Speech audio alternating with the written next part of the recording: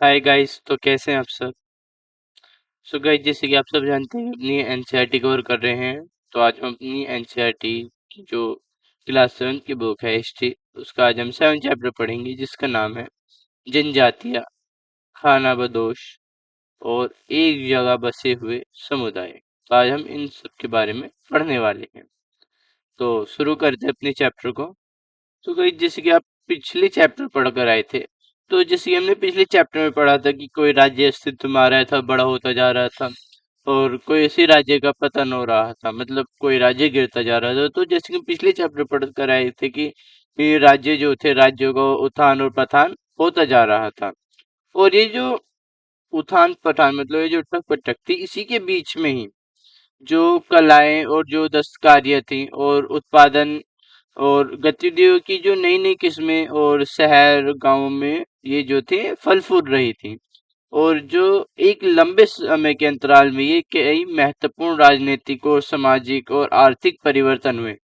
लेकिन जो सामाजिक परिवर्तन जो हर जगह थे वो एक समान नहीं थे, क्योंकि अलग अलग किस्म के समाज अलग अलग तरीके से विकसित हो रहे थे। और ये कैसे विकसित हो रहे थे, इसे हम आगे पढ़ते हैं। ठीक है, जो हमारा उपमहाद्वीप था, हमारे उपमहाद्वीप में जो समाज था वो वर्णों के अनुसार विभाजित था। जो वर्णों के अनुसार विभाजित था, और किसने विभाजित किया था? ब्राह्मणों द्वारा विभाजित था। जो ये नियम थे ब्राह्मणों ने बनाए थे, और जो बड़े बड़े राज्यों के जो राजा और जो शासक होते थे, वो वो भी इसी नियम को स्वीकार करते थे। और इसमें जो ऊंच और नीच और तथा अमीर और गरीब के बीच का जो फासला था वो बढ़ गया था। और जब सुल्तान आए, दिल्ली सुल्तान दिल्ली की जो सल्तनत आई, दिल्ली के सुल्तान आए, और जो मुगलों के काल में ये जो फासला था ये श्रेणीबद्ध और भी ज्यादा जटिल हो गया था। ये और भी ज्यादा जटिल हो गया था। तो आइए आगे पढ़ते अपने नेक्स्ट टॉपिक को। बड़े शहरों से परे जो जनजातीय समाज, बड़े शहरों से परे जनजातीय समाज। देखिएगा, जो ब्राह्मणों ने सुझाए जो वर्ण के जो समाज थे, जो समाज का जो चार उसमें जो विभाजन किया था, उसके अलावा भी इस समय जो दूसरे समाज थे वो भी मौजूद थे, वो भी मौजूद थे। और जैसे कि आप ये पैराग्राफ देखेंगे, जनजातीय समाज। देखिए, जनजातीय किसे कहते हैं, जनजातीय होती क्या है। देखिएगा, जनजातियां वो होती है जैसे कि हमारा उपमहाद्वीप है, उपमहाद्वीप में के जो कई समाज हैं वो ब्राह्मणों द्वारा बनाए गए हैं, उनके नियमों द्वारा ही सुझाए गए हैं, और जो सामाजिक नियम और कर्मकांडों को मानते हैं। लेकिन हमारा जो उपमहाद्वीप है, इसमें बहुत सारे ऐसे भी समाज है जो कि ब्राह्मणों द्वारा सुझाए गए जो नियम और कर्मकांड है इसे नहीं मानते, और वो असमान वर्ग में विभाजित थे, उनके बीच में कोई असमानता नहीं थी। और ऐसे जो समाज होते थे, ऐसे समाज को क्या कहा जाता था? ऐसे समाज को जनजातियां कहा जाता था। अक्सर ऐसे समाज जो होते थे उन्हें जनजातियां कहते थे। और जो हर एक जनजातीय सदस्य होता था वो नातेदारी के बंधन से जुड़ा होता था। और जो जनजातियां होती थी जो अपना जीवन व्यापन करते थे, अपना जीवन व्यापन करते थे, वो खेती पर निर्भर रहकर करते थे। और इसके अलावा कुछ ऐसी भी जनजातियां रही हैं जिनके लोग शिकार और संग्राहक, पशुपालक भी थे। और जैसे कि आप ये चित्र देख रहे हैं, इसमें एक जनजातीय नृत्य दिखाया गया है, जिसमें बहुत सारे जो जनजातीय लोग हैं वो नृत्य कर रहे हैं। तो आगे बढ़ते हैं। तो जो बहुत सारे जो जनजातीय लोग होते हैं वो कुछ तो कृषि पर डिपेंड होते हैं, कुछ शिकार संग्राहक या पशुपालक पर वो डिपेंड होते हैं, और अपना जो जीवन होता है उसे व्यापन करते हैं। और उनका जो अपना निवास स्थान होता है, उसकी जो प्राकृतिक संसाधनों का वो पूरा पूरा इस्तेमाल करने के लिए जो इन गतिविधियों का वो मिला जुला रूप अपनाते हैं। देखिएगा, जनजातीय खानाबदोश किसे कहते हैं? देखिए, वो जाति जो एक जगह से दूसरी जगह घूमती रहती है उसे ही जनजातीय खानाबदोश कहते हैं। और जनजातीय जो समूह होते थे वो संयुक्त रूप से एक ही भूमि पर सभी लोग मिलकर खेती करते थे। और जो उनका चारगाह होता था, जो जानवर चरते थे, उसे अपने नियंत्रण में रखते थे। और जो जनजातीय लोग थे वो किसी ब्राह्मण अथवा किसी अन्य व्यक्ति द्वारा बनाए हुए नियमों का पालन नहीं करते थे। वो जो उनके खुद के बनाए हुए नियम थे और उनके जो नियम नियम के आधार पर परिवार के बीच इनका बंटवारा करते थे और ये अपने खुद के ही ये नियम बनाते थे जो जनजातीय लोग होते थे। और जो हमारा उपमहाद्वीप है इसके बहुत सारे हिस्सों में बहुत बड़ी बड़ी जनजातियां होती वो फल फूली थी, जैसे कि जंगलों में, पहाड़ों में, रेगिस्तान और दुर्गम जगहें जैसे कि लेह हो गया, लद्दाख और पूर्व में असम के पास हो गई जनजातियां। तो ये कई दुर्गम जगहों पर भी जो जनजातीय लोग होते थे वो अपना निवास स्थान बना लेते थे या निवास करते थे। और ये जो जनजातियां होती थी इनका कभी टकराव भी होता था। जी हाँ, जो जनजातियां होती थी, जो समाज जो विभाजन, जाति विभाजन पर जो आधारित जो अधिक शक्तिशाली समाज होते थे उनके साथ भी कभी कभी जो जनजाति होती थी उनके टकराव या उनका झगड़ा हो जाया करता था। और कई मायनों में ये जो जनजातियां हैं, जनजातीय जो थी इन्होंने अपने जो आजादी थी उसको बरकरार रखा था और जो इनकी खुद की संस्कृति थी इसको इन्होंने बचाए रखा था। लेकिन जाति आधारित जो जनजातीय समाज थे, दोनों जो थे, जो जातीय आधारित समाज था और जो जनजातीय समाज था, दोनों जो अपनी विध विविध किस्म की जरूरतों के कारण अलग अलग जो उनकी जरूरतें होती थी, ये जो जरूरतें थी इनके कारण ये एक दूसरे पर डिपेंड होते थे, एक दूसरे पर ये निर्भर रहते थे। और टकराव और निर्भरता के इस संबंध ने दोनों जो तरह के समाज थे इन्हें धीरे धीरे बदलने का काम भी किया था। जो इनका डिपेंड रहना था एक दूसरे पर, उसने जो इनमें जो टकराव हो रहा था इसके बावजूद भी दोनों जो समाज थे उन्हें धीरे धीरे बदलने का ये काम किया था। तो हमारा नेक्स्ट टॉपिक है कि जनजातीय लोग कौन थे। देखिए, जो जनजातियों के जो समकालीन इतिहासकार थे और जो मुसाफिर थे, जो जनजातियां हैं उनके बारे में इन्होंने बहुत कम जानकारी दी थी और कुछ थोड़े बहुत अपवादों को, थोड़ी बहुत जानकारी को छोड़ दे तो जनजातीय लोग भी लिखित जो दस्तावेज थे उन्हें नहीं रखते थे। और इसके बावजूद भी वो जो समृद्धि, रीति रिवाज और जो वाचिक मौखिक परंपराओं का जो वो संरक्षण करते थे। और ये परंपराएं जो थी वो हर नई पीढ़ी को अपनी विरासत में मिलती थी, जो उनकी आने वाली नई पीढ़ी होती थी। और आज के जो इतिहासकार हैं वो जब इतिहासकार लिखते हैं, इतिहासकार लिखने के लिए इन्हीं वाचिक मतलब ये जो मौखिक परंपराएं हैं इनका इस्तेमाल ये लोग करते हैं। और जो हमारा भारत है उसकी हर एक क्षेत्र में, लगभग हर क्षेत्र में जो जनजातीय लोग हैं वो मिलते हैं और किसी भी एक जनजाति का इलाका और प्रभाव के समय के साथ साथ बदलता रहता है।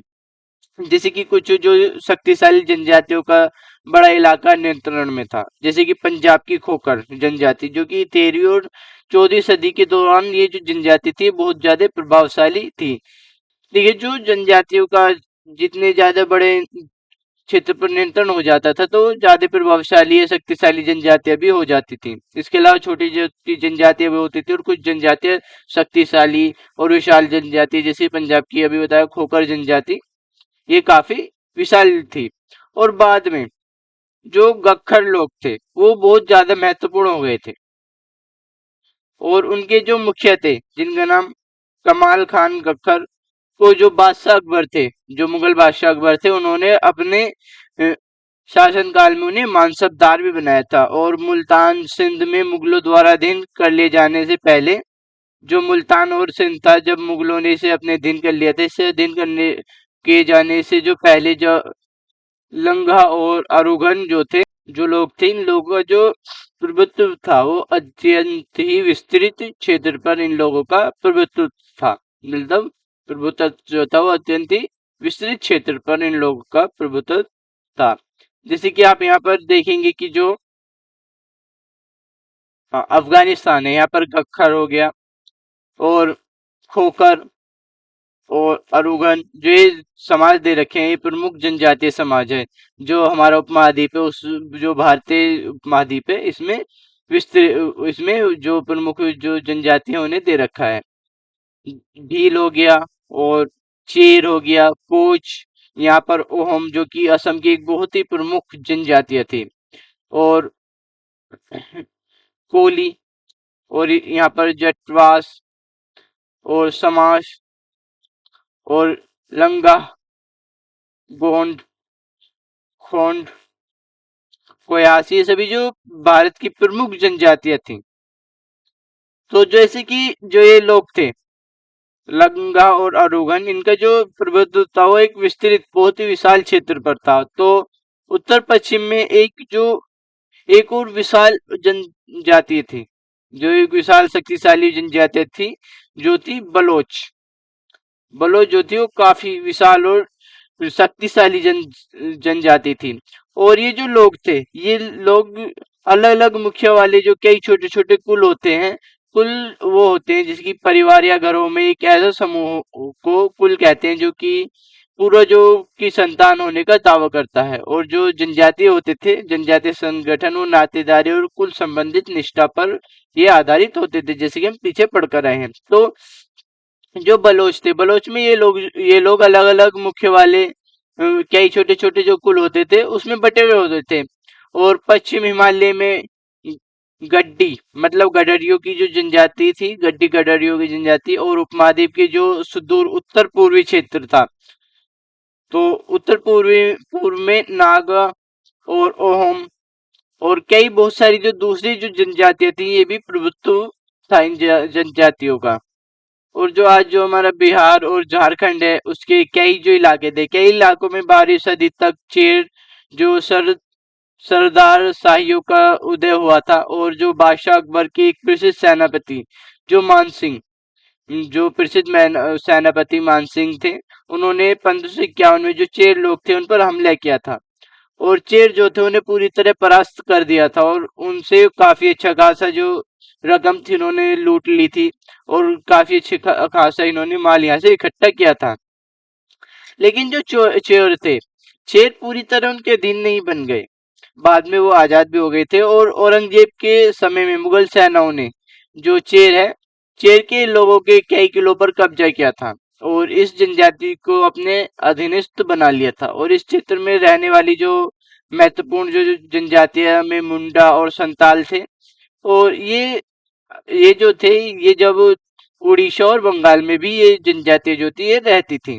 और कर्नाटक और महाराष्ट्र की जो पहाड़ी में कोली, बेराद और कई और दूसरी जो जनजातियों के निवास स्थान थे। और कोली लोग जो गुजरात के कई इलाकों में भी रहते थे, और कुछ और दक्षिण में कोरागा, वेतर, मारवाड़ और जो दूसरी जो जनजाति जो थी उनकी भी विशाल जो आबादी थी। तो आगे पढ़ते हैं। जैसे कि आप ये चित्र देख रहे हैं, इस चित्र में रात में भील जो लोग थे ये हिरन का शिकार कर रहे हैं। जो भील लोग थे, देखिए जो भील थे, भीलों की बड़ी जनजातियां जो थी वो पश्चिम और मध्य जो भारत है उसमें रहते थे, ये लोग वहीं फैले हुए थे। और 16वीं सदी जो थी, 16वीं सदी का अंत आते आते उनमें से कई एक जगह बसे हुए थे, खेतिहार थे, और यहाँ तक कि वो जमींदार भी बन चुके थे। जो भील थे उनमें से कई जो थे वो खेतिहार मतलब किसान हो गए थे और जमींदार बन गए थे। और तब भी भील के जो कई कुल थे, जो भील थे उनके कई कुल जो थे वो शिकारी और संग्राहक के कार्य करते थे, वो संग्राहक, शिकार और संग्राहक बने हुए थे। और जो मौजूदा छत्तीसगढ़ है, मध्य प्रदेश, महाराष्ट्र और आंध्र प्रदेश में गोंड लोग भी बड़ी तादाद में जो फैले हुए थे, जो गोंड लोग थे। तो आइए आगे पढ़ते हैं। खाना बदोश और घुमंतु लोग। तो खाना बदोश और घुमंतु लोग, देखिएगा जो खाना बदोश थे, खाना बदोश अपने चारवाहों और अपने जो जानवर थे उनके साथ जो दूर दूर तक वो घूमा करते थे। और उनका जीवन दूध और जो अन्य जो पशु चारी उत्पादन है उन पर, ये जो खाना बदोश थे इनका जो जीवन था वो निर्भर रहता था। जैसे कि मैंने बताई, खाना बदोश वो जनजाति होती थी जो दूर दूर तक घूम घूम कर अपना जीवन यापन करते थे। और वे खेतीहार में गृहस्थों से अनाज, कपड़े, बर्तन और ऊन, घी और भी बहुत सारी चीजों का वो विनिमय करते थे। जैसे कि आप यहाँ पर ये चित्र देख रहे हैं, इसमें घुमंतु व्यापारियों की एक श्रृंखला है जो कि भारत की बाहरी दुनिया से उन्हें जोड़ती थी। और यहाँ मेवा इकट्ठा कर उसे ऊंट पर लादा जा रहा है, जैसे कि आप यहाँ पर देखेंगे मेवा इकट्ठी की जा रही है, फिर ऊंटों पर इन्हें लादा जा रहा है। और मध्य एशिया के व्यापारी जो थे वो ऐसी वस्तुओं को भारत में लाते थे, और बंजारे अन्य जो व्यापारी थे उन्हें स्थानीय बाजारों तक पहुंचाते थे। तो और कुछ जो खाना बदोश थे वो अपने जानवरों पर जो सामानों की ढुलाई का जो काम है वो भी करते थे, और एक जगह से दूसरी जगह आते जाते वो सामानों की खरीद फरोख्त करते थे। अब बंजारे लोग सबसे महत्वपूर्ण व्यापारी खाना बदोश थे। जो बंजारे थे उनका कारवा टंडा कहलाता था, और जो सुल्तान अलाउद्दीन खिलजी, जिनके बारे में हम पिछले चैप्टर में पढ़कर आए हैं, तो खिलजी जो बंजारों का ही इस्तेमाल नगर के बाजार तथा जो अनाज की जो ढुलाई का काम होता है उसके लिए करा करते थे। और बादशाह जहांगीर जो थे, जो मुगल सम्राट थे, उन्होंने अपने स्मरणों में लिखा है कि जो बंजारे जो थे वो विभिन्न विभिन्न इलाकों में अपने जो बैल होते थे उन पर अनाज लेकर शहर से दूर ले जाकर बेचते थे। और जब सैन्य अभियान के दौरान वे मुगल सेना के लिए खाने का जो सामान होता है अनाज आदि की वो ढुलाई करते थे, जब मुगल सेना जो सैन्य अभियान पर रहती थी। और किसी भी विशाल सेना के लिए 1 लाख बैल जो होते हैं वो अनाज ढोते थे। तो खाना बदोश और ब्राह्मणशील समूह, देखिए जो खाना बदोश थे, खाना बदोश घुमंतु लोग होते थे। उनमें से कई जो पशुचारी होते थे, और वो अपनी रेवड़ पशु वृंद के साथ एक चारगाह से दूसरे चारगाह घूमते रहते थे। और इसी तरह दस्तकार, फेरी वाले और जो निरतक, गाया के अन्य जो तमाशाबीन ब्राह्मणशाली समूह भी अपना काम धंधा करते करते जो वे एक जगह से दूसरी जगह अ, अपना यात्रा क्या करते थे, अपने काम करने के लिए एक जगह से दूसरी जगह यात्रा करते थे। और जो खाना बदोश और जो ब्राह्मणशाली समूह दोनों अक्सर उस जगह लौट कर आते थे जिसका उन्होंने पिछली साल दौरा किया है, या उन्होंने पिछली साल उस पर वहां पर व्यापार किया, वो उस जगह अगले साल जरूर लौट कर आते थे। तो नेक्स्ट हम अपने टॉपिक बंजारे को पढ़ते हैं। तो जो 17वीं शताब्दी में भारत में बहुत सारे जो यूरोपियन व्यापारी थे उनका आने जाना हो गया था। 17वीं शताब्दी में यूरोपियन जो व्यापारी थे वो आने लगे थे, जैसे कि ईस्ट इंडिया कंपनी 16वीं शताब्दी के करीब आ गई थी। तो जो एक अंग्रेजी व्यापारी थे पीटर मंडी ने बंजारों का जो वर्णन किया था, उन्होंने लिखा था कि जो हमारी सुबह मुलाकात जो हुई थी बंजारों की एक टंडा से हुई थी, और उसमें जो थे उसमें 14,000 बैल थे, और जो सभी पशु थे उनके ऊपर अनाज गेहूं जो लदे हुए थे, वो अनाज गेहूं से लदे हुए थे। और ये बंजारे लोग जो थे वो अपनी पूरी घर गृहस्थी जो बीवी बच्चे अपने साथ लेकर ही चलते थे। और एक टंडा में कई परिवार होते थे, और इनका जो जीने का तरीका उन भारवाहक से मिलता जुलता था जो लगातार एक जगह से दूसरी जगह आते जाते रहते थे। और ये जो गाय बैल होती थी, ये जो बंजारे होते थे इनकी खुद की गाय बैल होती थी, और कई बार वो सौदागर द्वारा भाड़े पर नियुक्त किए जाते थे। लेकिन वो कहते कि लेकिन जो ज्यादातर जो सौदागर होते थे वो अनाज खुद ही खरीदते थे, मतलब जहां अनाज सस्ता उपलब्ध होता था वो वहां से खरीदते थे, उसे ले जाकर वहां बेच देते थे जहां अनाज महंगा हो। और वहां से फिर ऐसे वस्तु को अपने जानवरों पर लाद देते थे जिससे जो वहां पर सस्ते मिलती और दूसरी जगह उसे महंगा बेचा जा सके, और उसे बेचने से मुनाफा कमाया जा सके। और जो एक टंडा होता था, टंडा में 600 से 700 लोग तक हो सकते थे। वो एक दिन में 6 से या 7 मील से ज्यादा वो लोग सफर नहीं करते थे। और यहाँ तक कि ठंडे मौसम में भी अपने गाय बैलों पर से सामान उतारने के बाद वो उन्हें चारे के लिए खुला छोड़ देते, क्योंकि जो जमीन उनके पास पर्याप्त होती थी, उन्हें कोई रोकने वाला भी नहीं होता था, ये जो बंजारे होते थे। तो आगे बढ़ते हैं। देखिएगा जो कई पशुचारी जनजातियां मवेशी, घोड़े और जैसे जानवर को पालन पोषण और संपन्न लोगों को हाथ उन्हें बेचने का काम क्या करती थी, उनका पालन पोषण कर दिया, फिर उन्हें पाल पोस कर बड़ा कर दिया। जो जानवर और होते थे वो घोड़े आदि जो होते थे, और फिर उन्हें संपन्न आदमियों को बेच देते थे, जिनसे उन्हें मुनाफा भी होता था। और छोटे मोटे फेरी की भिन्न भिन्न जातियां भी एक गांव से दूसरे गांव का भ्रमण करती थी, वो एक गांव से दूसरे गांव घूमती थी। और ये जो लोग होते थे, ये लोग रस्सी द्वारा सरकंडे की चीजें बनाई गई या रस्सी द्वारा बनाई गई फूस की चटाई और मोटे बोरे जैसे माल बनाते थे और उन्हें बेचते थे। और जो कभी कभी भिक्षुक लोग भी घुमंतु सौदागरों का काम करते थे। और नर्तकों, गायक और अन्य तमाशाबीन भी जाती थीं, जो विभिन्न नगरों में गांवों में कमाई के लिए अपनी कला का ये लोग प्रदर्शन करते थे। कौन कौन? जो नर्तक, गायक और अन्य तमाशाबीन, जो मतलब मनोरंजन के लिए कोई अपना परफॉर्मेंस दे, ऐसी जनजातियां। जो नौटंकी भी जो गांवों में प्रचलित थी, इंडियन गांवों में ऐसी जो कलाकार होते थे, वो भी जो दो अलग अलग गांव होते थे उनमें भ्रमण करती थी। और जैसे कि आप ये चित्र देख रहे हैं, ये चित्र एक कांस्य मगरमच्छ का है, कांसे के बने एक मगरमच्छ का है, जो कि कुटियाकोंड जनजाति जो उड़ीसा की है, वहां से ये मिला है। तो आगे पढ़ते हैं। बदलाव। तो नेक्स्ट टॉपिक है बदलता समाज, नई जनजाति और श्रेणी। देखिएगा, जैसे जैसे अर्थव्यवस्था और समाज की जरूरतें बढ़ती गई थी और नए हुनर वाले लोगों की आवश्यकता पड़ती गई, तो वर्णों के भीतर जो छोटी छोटी जातियां उभरने लगी थी। जैसे कि एग्जाम्पल ले लें कि ब्राह्मणों के बीच नई जातियां सामने आई थी, और दूसरी और कई जनजाति और सामाजिक समूह को जाति विभाजन समाज में शामिल कर लिया गया था और उन्हें जातियों का उन्हें दर्जा दे दिया गया था।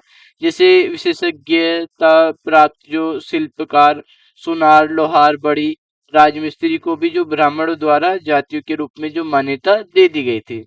और ये जो जाति थी वट की बजाय जाति समाज के संगठन का आधार ये बन गई थी। तो आगे पढ़ते हैं जाति पर विचार विमर्श।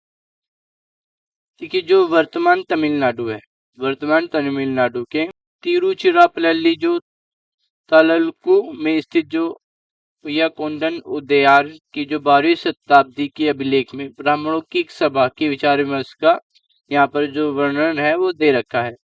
देखिए, वो रथकार मतलब शाब्दिक अर्थ रथ बनाने वाले, रथकार रथ बनाने वाले कि जो सामाजिक स्थिति पर वो लोग विचार विमर्श कर रहे थे। और उन्होंने इस जाति के जो कामकाज तय किए थे, जिनमें वास्तुकला, रथ और गाड़ियों का निर्माण, मंदिर द्वारा बनाना, मूर्ति स्थापित करना, बलि के लिए जो लकड़ियों से बने जो साज सज्जा के जो सामान होते हैं सजाने वाले, उनको तैयार करना, मंडप बनाना और जो राजा है उसके लिए जेवर बनाना, ये सभी यहाँ पर विचार कर रहे थे जो ब्राह्मणों की सभा थी। तो आगे बढ़ते हैं। देखिए, 11वीं और जो 12वीं शताब्दी थी, 11वीं और 12वीं शताब्दी आते आते जो क्षत्रिय थे, क्षत्रियों के बीच जो नए राजपूत गोत्र की जो ताकतें थी, इनमें काफी इजाफा हुआ था। जैसे कि हूण, चेंदल, चालकी और कुछ जो दूसरे वंश जो परंपराओं से आते थे, जो दूसरे वंशों की परंपराओं से आते थे, और इनमें से कुछ पहली जनजातियों में आते थे और कई बाद में जो कई थे उन्हें राजपूत मान लिया गया था। और धीरे धीरे उन्हें पुराने शासकों की जगह ले ली थी, और विशेषतः कृषि वाले क्षेत्रों में, जो कृषि वाले क्षेत्र थे वहां पर यहाँ कई तरह के परिवर्तन हो रहे थे। और शासकों ने शक्तिशाली राज्यों के निर्माण में अपनी संपदा का भी इस्तेमाल किया था। तो आगे पढ़ते हैं। तो शासक के रूप में जो राजपूत गोत्रों के उदय का जो उदाहरण था, वो जाति लोग ने अनुसरण किया था। और जो जैसे कि जनजातियां थी शक्तिशाली होने लगी थी, राजपूतों के रूप में अस्तित्व में आने लगी थी, तो जो धीरे धीरे जब ये शक्तिशाली होने लगी थी, तो ब्राह्मण जो थे, ब्राह्मणों का भी समर्थन जो कई जनजातियां थी उनके साथ होने लगा था, और जो जाति व्यवस्था का वो भी हिस्सा बन गई थी। लेकिन ये जो जाति व्यवस्था का हिस्सा बने थी, जाति व्यवस्था का हिस्सा प्रमुख जनजातीय जो परिवार थे, वो ही शासक वर्ग में शामिल हो पाए थे। जो प्रमुख जनजातीय परिवार थे, जो काफी शक्तिशाली जनजातीय परिवार थे, और उनकी जो बहुत सारी संख्या में जो आबादी थी, वो छोटी जातियों में ही जगह बना पाई। जो उनकी दूसरी जनजातियां थी, मतलब उनकी उनसे जो छोटी जनजातियां थी, उनकी ही जनजाति में जो छोटे लोग थे, वो जो बहुसंख्या आबादी थी उनकी जाति की, वो छोटी ही जातियों में अपनी जगह बना पाई थी। और दूसरी तरफ जो पंजाब और सिंध जो है, जो कि उत्तर पश्चिम जो सरहिंद की जो प्रभुत्वशाली जो जनजातियां थी, उन लोगों ने जो ये जो जनजाति थी काफी समय पहले इस्लाम को अपना लिया था, और वो जाति व्यवस्था को वो लोग थे वो नकारने लगे थे। और जो सनातनी हिंदू धर्म के द्वारा जो प्रस्तावित गैर बराबरी वाले जो सामाजिक व्यवस्था इन इलाकों में बड़े पैमाने पर स्वीकारी नहीं गई थी। यहाँ पर जो जाति व्यवस्था थी ये स्वीकारी नहीं गई थी, क्योंकि यहाँ के जो जनजाति थे इन्होंने बहुत ही समय पहले इस्लाम को जो था वो अपना लिया था, और इस्लाम धर्म में कोई भी जनजाति व्यवस्था नहीं थी। और राज्यों की उत्पत्ति और जनजातीय लोग के बीच जो हुए महत्वपूर्ण सामाजिक बदलाव से गहराई से भी संबंध है। और हमारा जो इतिहास है उसमें भी कई उदाहरण हैं, जैसे कि हम दो उदाहरण को नीचे भी पढ़ेंगे। और जैसे कि आप ये फोटो देख रहे हैं, एक गोंड महिला का चित्र है। तो आइए आगे पढ़ते हैं। तो टॉपिक है हमारा नजदीक से एक नजर। तो गोंड, ये गोंड लोग जो थे, जो गोंडवाना जो एक बहुत ही विशाल, गोंडवाना नाम को जो एक विशाल वन प्रदेश था जो गोंडवाना था, वे स्थानांतरित कृषि, स्थानिक अंतर कृषि का मतलब होता है कि किसी वन प्रांत के जो पेड़ और झाड़ियां जो कि पहले काटा और उन्हें जलाया गया, और उसकी राख में ही जो फसल थी उसे बो दी जाती थी, और जो राख थी वो खाद की तरह इस्तेमाल की जाती थी। और जब यहाँ जो जमीन थी अपनी उर्वरकता खो देती थी, मतलब ये जो फर्टाइल नहीं रहती थी, फिर ये जमीन जब यहाँ पर खेती जो थी वो नहीं हो पाती थी, तो दूसरी दूसरी जमीन का जो साफ टुकड़ा था उसे खोजा जाता था और फिर उसे साफ कर दिया जाता था, और इसी तरह वहां पर भी जो कृषि थी वो की जाती थी। तो जो विशाल जनजाति की जो थी, जो कि स्थानांतरित कृषि करती थी और जगह बदल बदल कर वो खेती करते थे, तो ये जो विशाल जनजाति थी ये कई छोटे छोटे कुलों में ये जो बटी हुई थी, और जो प्रत्येक कुल था उसका अपना राजा और अपना राय होता था। और जिस समय जो दिल्ली के सुल्तान की जो ताकत थी वो घट रही थी, उसी समय कुछ जो बड़े गोंड राज्य छोटे गोंड सरदारों पर वो हावी होने लगे थे। और जो अकबर के जो शासनकाल का जो इतिहास है, जो अकबरनामा से प्राप्त होता है, उसमें उल्लेख है कि जो गढ़कंटगा के जो गोंड राज्य में 70,000 गांव थे। कितने? 70,000 गांव थे। तो जो बहुत सारे छोटे छोटे जो गोंड राज्य थे वो काफी ज्यादा थे। तो इन्हीं राज्यों की जो प्रशासनिक व्यवस्था का केंद्रित होती थी, ये जो राज्य होते थे इन राज्यों की प्रशासनिक व्यवस्था केंद्रीकृत होती थी, और राज्य में राज्य जो थे वो गणों में विभाजित थे। और जो प्रत्येक जो गण होता था, गण किसी जो खास गोंड जो कुल के नियंत्रण में रहता था, ये जो गण होता था। और ये पुन 84 गांवों की इकाई में विभाजित होते थे। ये जो होते थे 84 गांव, मतलब जिन्हें 84 कहा जाता था, में होते थे। और 84 का उपविभाजन बरहोत में होता था, जो 12-12 गांवों को मिलाकर बनते थे। और जो बड़े राज्य के उदय ने जो गोंड समाज के चरित्र को काफी बदल डाला था, और उनका मूलत बराबरी वाला जो समाज था उसमें धीरे धीरे असमान समाज में असमान जो वर्ग था उसमें विभाजित हो गया। और ब्राह्मण लोगों ने गोंड राजाओं से जो अनुदान में भूमि प्राप्त की थी, और वो अधिक प्रभावशाली जो ब्राह्मण थे वो बन गए थे। और गोंड सरदारों को जो अब राजपूत के रूप में मान्यता प्राप्त करने की चाह, तो इसलिए उन्होंने जो गढ़कंटका के गोंड राजा अमनदास ने संग्राम शाह की उपाधि ग्रहण की थी। जो गोंड शासक थे, गोंड राजा अमनदास ने संग्राम शाह की उपाधि धारण की थी, और उसका जो पुत्र था दलपत, दलपत ने मोहबा के चंदेल राजपूत राजा जो साल बहान की पुत्री जो राजकुमारी दुर्गावती से उन्होंने शादी की थी। लेकिन जो दलपत थे, दलपत की मृत्यु कम उम्र में हो गई थी। लेकिन जो रानी दुर्गावती थी वो काफी योग्य थी, और उसने अपने जो 5 साल का पुत्र था, 5 साल के पुत्र जो था वीर नारायण के नाम पर उन्होंने अपना शासन चलाया, और उनके समय में जो राज्य था, राज्य की सीमा का और अधिक विस्तार हुआ था। और 1556 में जब मुगल का काल था, तो मुगल काल में जो आसिफ खान के नेतृत्व में मुगल सेनाओं ने जो गढ़कंटगा पर हमला कर दिया था, और जो रानी दुर्गावती थी इसमें इसमें इन्होंने इनका जमकर सामना किया था। और उसकी हार हुई थी जो रानी थी, और उसने आत्मसमर्पण करने के बजाय उन्होंने मर जाना ही ठीक समझा और युद्ध करते करते मर गए। उसके बाद ही उसका जो पुत्र था वीर नारायण, वो भी उसके बाद ही लड़कर मर गया।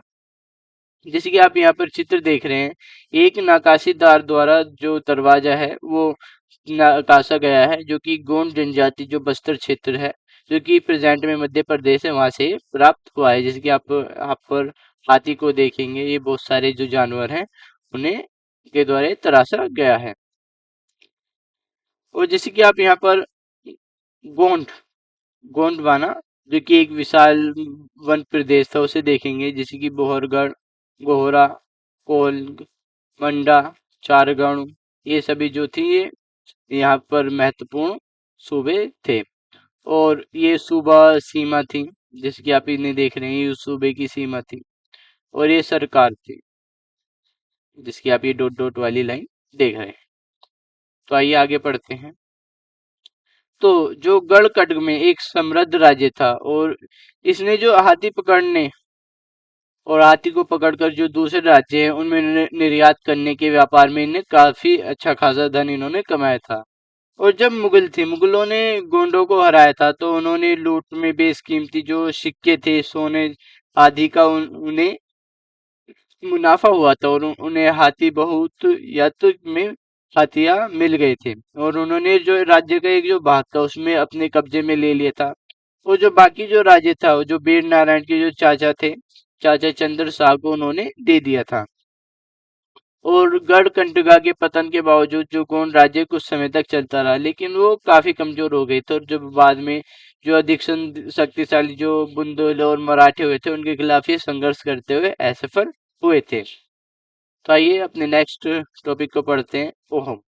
देखिए, ओहम जो लोग थे, ओहम लोग जो म्यांमार है, म्यांमार से आकर 13वीं सदी में जो ब्रह्मपुत्र नदी है, ब्रह्मपुत्र नदी घाटी में आकर ये लोग बस गए थे, और उन्होंने भूया भूस्वामी लोगों को पुरानी जो राजनीतिक व्यवस्था का दमन करके और नए राज्य की स्थापना की थी, जो भूस्वामी थे। और जो 16वीं सदी के दौरान उन्होंने चुटियाओ, कोच हाजो, जो 1523 और 1581 के जो राज्य को अपने राज्य में इन्होंने मिला लिया था, ये जो राज्य थे। अब जो ओहम के जो लोग थे, इन्होंने बहुत सारी जनजातियों को अपने जो अधीन कर लिया था, अपने राज्य में इन्होंने मिला लिया था, और ओहम जो थे इन्होंने एक बहुत बड़ा राज्य बनाया। बहुत बड़ा तो नहीं, मतलब एक बड़ा राज्य बनाया था, और इसके लिए इन्होंने 1530 जो दशक था, 1530 1530 में, इस दशक में ही इन्होंने इतने वर्ष पहले ही ये आग्नेय अस्त्र मतलब तोप जो थी उनका इस्तेमाल किया था। और 1660 आते आते वे उच्च स्तरीय जो बारूद और तोपों का निर्माण करने में ये जो लोग थे, ओहम के लोग, ये सक्षम हो गए थे। और लेकिन जो हम लोग को जो दक्षिण पश्चिम से कई आक्रमणों का इन लोगों को सामना करना पड़ा था। और 1662 में मीर जुमाल के नेतृत्व में मुगलों ने ओहम राज्य पर हमला किया था, और ओहम जो लोग थे उन्होंने बहादुरी से इस हमले का सामना किया था, और इसके बावजूद ओहम लोगों की पराजय हुई थी। लेकिन उस क्षेत्र पर जो मुगल का प्रतिपक्ष मतलब मुगलों का नियंत्रण ज्यादा समय तक इस राज्य पर, इस क्षेत्र पर नहीं रह सका, और ओहम राज्य बेगार पर निर्भर था। और राज्य के लिए जिन लोगों से जबरन काम लिया जाता था, वे पाइक कहलाते थे। पाइक किन्हें कहते थे? जिन लोगों से जबरन राज्य के लिए काम लिया जाता था। और ओहम राज्य में एक जनगणना की गई थी, जो हम राज्य था उसमें जनगणना की गई थी, और प्रत्येक गांव को अपनी बारी आने पर निश्चित संख्या में पाइक भेजने होते थे। जो पाइक होते हैं, जो जिनसे जबरन श्रम करवाया जाता है, वो भेजने होते थे। और इसके लिए जनगणना के बाद संघन जो आबादी वाले इलाकों में और जो आबादी वाले इलाके में जो लोग होते हैं उन्हें स्थानांतरित किया जाता था। और जैसे कि आप ये मैप देख रहे हैं, ये पूर्व भारत की जनजातियों का मैप है। जैसे कि मिश्रिया, नागा जनजाति, डफलस, गोरो, हाशी और जैंतिया, कोच, ये जो सभी जनजातियां जो पूर्व भारत है उसकी प्रमुख जनजातियां रही थी। तो जैसे कि इन लोगों को दूसरे राज्यों में स्थानांतरित किया जाता था, दूसरे कुलों में, तो इस प्रकार जो ओम कुल वो टूट गया था। और 17वीं शताब्दी का पूर्व अर्ध पूरा होते होते जो प्रशासन का खासा केंद्रीकृत हो चुका था, और जो लगभग सभी वयस्क जो पुरुष थे, उन्हें जो युद्ध के दौरान जो उनकी राज्य की जो सेनाएं होती थी उनमें अपनी सेवा उन्हें देनी पड़ती थी। और दूसरे समय में वो बांध की सिंचाई व्यवस्था के जो बहुत सारे जो निर्माण कार्य होते हैं और जो अन्य सार्वजनिक जो कार्य थे उसमें वो काम किया करते थे। और जो ओम लोग थे, ओम लोग चावल की जो खेती थे, चावल की जो खेती करने के उन्होंने नए तरीके भी खोजे थे और उन्हें तरीकों को इन लोगों ने अपनाया भी था। और जिसकी कान के आभूषण को वही जो नाग जनजाति है जो कि मणिपुर की है, उसके ये कान के आभूषण है जैसे कि आप यहाँ पर देख रहे हैं।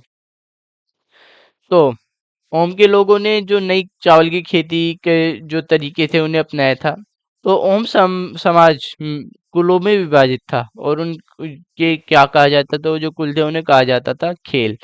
और वहाँ दस्तकारों की बहुत ज्यादा कम जातियां थीं। जो दस्तकार होते हैं, शिल्पकार, लोहार, बड़ी और सुनार आदि, ये जो शिल्पकार जो दस्तकार जो जनजाति होती इनकी काफी कमी थी, और ये जो जातियां थी काफी कम थी। तो इसलिए ओम क्षेत्र में दस्तकार जो थे वो निकटवर्ती क्षेत्र से ये आया करते थे। और एक खेल के नियंत्रण में बहुत सारे गांव होते थे, और किसान को जो अपने ग्राम समुदाय के द्वारा जमीन दी जाती थी, और समुदाय की सहमति के बगैर जो राजा तक इसे वापस नहीं ले सकता थे, जो जमीन दी जाती थी। और शुरुआत में ओम लोग जो थे वो अपनी जनजातियों के जो देवता थे उनकी उपासना करने लगे थे। लेकिन जैसे जैसे 17वीं सदी के पूर्वार्ध में जो ब्राह्मणों का प्रभाव बढ़ रहा था, तो जो ब्राह्मणों की प्रभाव में बढ़ोतरी हुई, और मंदिर और ब्राह्मणों को राजा के द्वारा जो भूमि अनुदान में दी गई थी।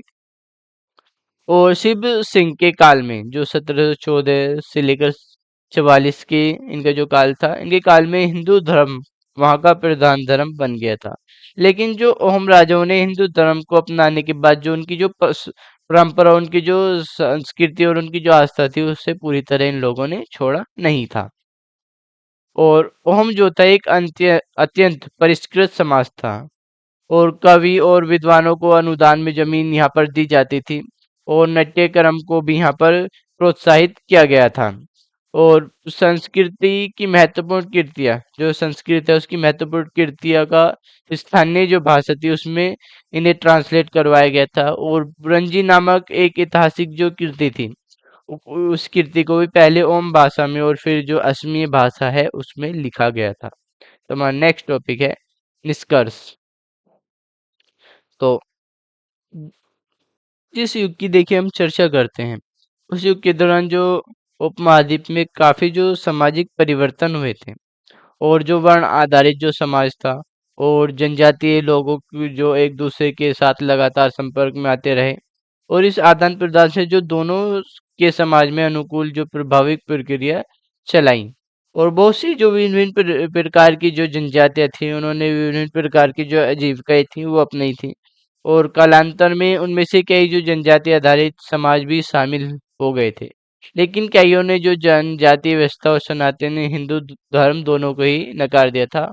और जो कुछ जनजाति ने सुसंगठित जो प्रशासनिक व्यवस्था वाले जो विस्तृत राज्यों की स्थापना भी इन्होंने की थी। और इस तरह वो राजनीतिक रूप से ताकतवर हो गए थे, और उन्होंने बृहत और अधिक जटिल राज्य और साम्राज्य के साथ संघर्ष की स्थिति में ला खड़ा किया था।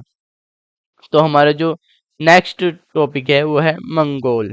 देखिए जो इतिहास है, इतिहास में जो सबसे प्रसिद्ध जो पशुचारक, शिकारी और संग्राहक की जो जाति थी वो मंगोलो थी, जो कि मंगोलिया है उसमें ये स्थित थी। और वो जो लोग थे, ये लोग मध्य जो एशिया है इसकी जो घास के मैदान स्टेपी, मध्य एशिया के घास के मैदान को क्या कहा जाता है, स्टेपी कहा जाता है। और वो थोड़े जो उत्तर की ओर वन के जो प्रांत है उनमें ये लोग बसे हुए थे। जो 1206 में चंगेज खान नाम के जो मंगोल और तुर्की जिन जातियों में एकता पैदा पैदा करके और उन्हें सैन्य जो शक्तिशाली सैन्य बल में उन्हें बदल डाला। तो जो चंगेज खान नाम के जो नेता थे, उन्होंने जो और तुर्की जो जनजाति थी उनमें उन्होंने एकता पैदा की, और शक्तिशाली जो सैन्य बल था उन्हें इसमें बदल डाला था और अपनी मृत्यु के समय 1227 में वे एक सुव्यवस्थित प्रदेश, एक बहुत बड़े प्रदेश के वो शासक थे। और उनके जो उत्तराधिकारी थे उन्होंने भी इस विशाल साम्राज्य को खड़ा किया। और अलग अलग समय में इसके अंतर्गत रूस, पूर्वी यूरोप, चीन, जो पूर्वी यूरोप है, चीन है, और मध्य पूर्व का खासा वो बड़ा हिस्सा इसमें शामिल था। और जो मंगोल थे उनके पास सुसंगठित एक सैन्य एवं जो प्रशासनिक व्यवस्था थी वो थी।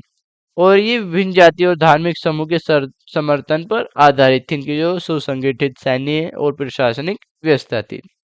सो गाइज, यहाँ पर जो हमारा चैप्टर है वो कंप्लीट होता है। अगर आपको वीडियो अच्छा लगा है तो आप लाइक जरूर करें और साथ ही कमेंट जरूर करें कि वीडियो आपको कैसा लगा है। अगर आप हमारे चैनल पर पहली बार आए हैं तो आप चैनल को सब्सक्राइब जरूर करें और साथ ही बेल आइकन को प्रेस करें। तो मिलती है अपने नेक्स्ट वीडियो में, तब तक के लिए गुड बाय।